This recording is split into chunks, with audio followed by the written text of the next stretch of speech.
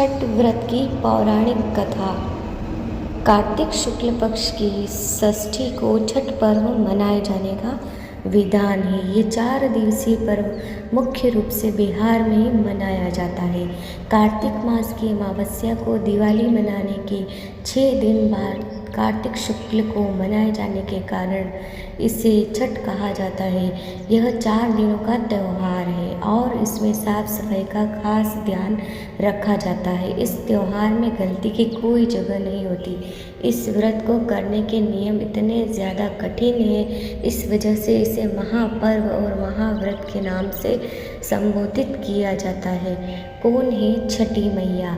मान्यता है कि छठ देवी सूर्य देव की बहन है और उन्हीं को प्रसन्न करने के लिए जीवन के महत्वपूर्ण अवयवों में सूर्य व जल की महत्ता को मानते हुए इन्हें साक्षी मानकर भगवान सूर्य की आराधना तथा उनका ध्यान करते हुए माँ गंगा, यमुना या किसी भी पवित्र नदी या तालाब के किनारे यह पूजा की जाती है। षष्ठी माँ यानी छठ माता बच्चों की रक्षा करने वाली देवी है।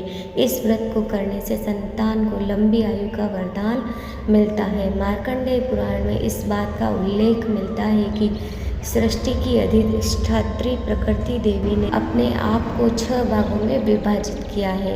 इनके छठे अंश को सर्वश्रेष्ठ मातृ देवी के रूप में जाना जाता है, जो ब्रह्मा की मानस पुत्री है। वो बच्चों की रक्षा करने वाली देवी है। कार्तिक मास के शुक्ल पक्ष की षष्ठी को इन्हीं देवी की पूजा की जाती है। शिशु के जन्म के 6 दिनों बाद इन्हीं देवी की पूजा की जाती है।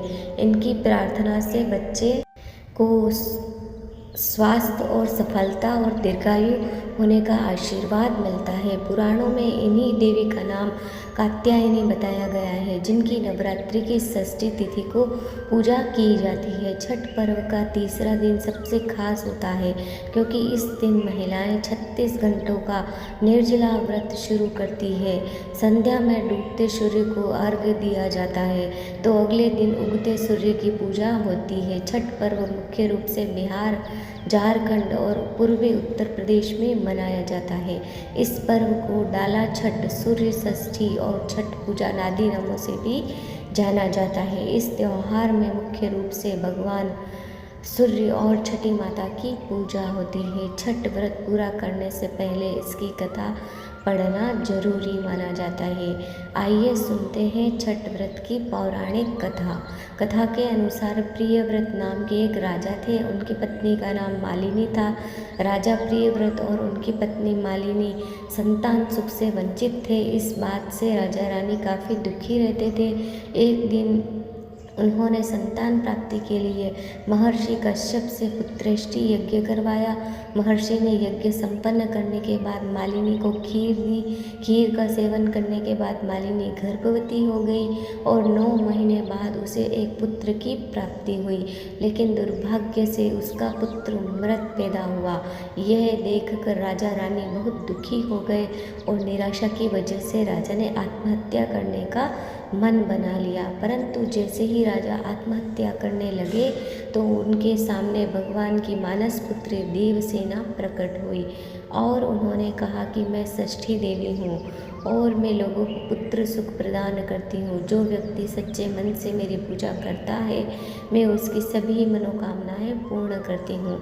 राजन, यदि तुम मेरी विधि विधान से पूजा करोगे तो मैं तुम्हें पुत्र रत्न की प्राप्ति का वरदान दूंगी। देवी के कहे अनुसार राजा प्रियव्रत ने कार्तिक शुक्ल षष्ठी तिथि को देवी षष्ठी की पूजा की। इस पूजा के फलस्वरूप रानी मालिनी एक बार फिर से गर्भवती हुई और ठीक 9 महीने बाद उन्हें एक सुंदर पुत्र की प्राप्ति हुई। कहते हैं तभी से छठ पर्व मनाया जाने की परंपरा शुरू हुई। इस पर्व से जुड़ी एक और कथा है, जिसके अनुसार महाभारत काल में जब जुए में पांडव अपना सारा राजपाट हार गए थे, तब द्रौपदी ने छठ व्रत रखा था।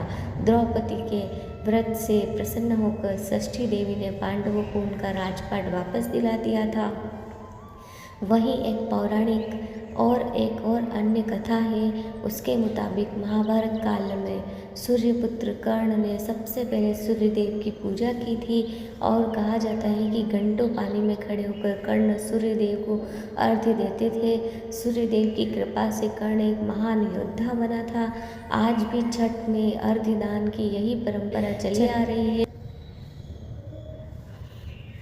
तो यह थी मित्रों छठ महापर्व की पौराणिक कथाएं।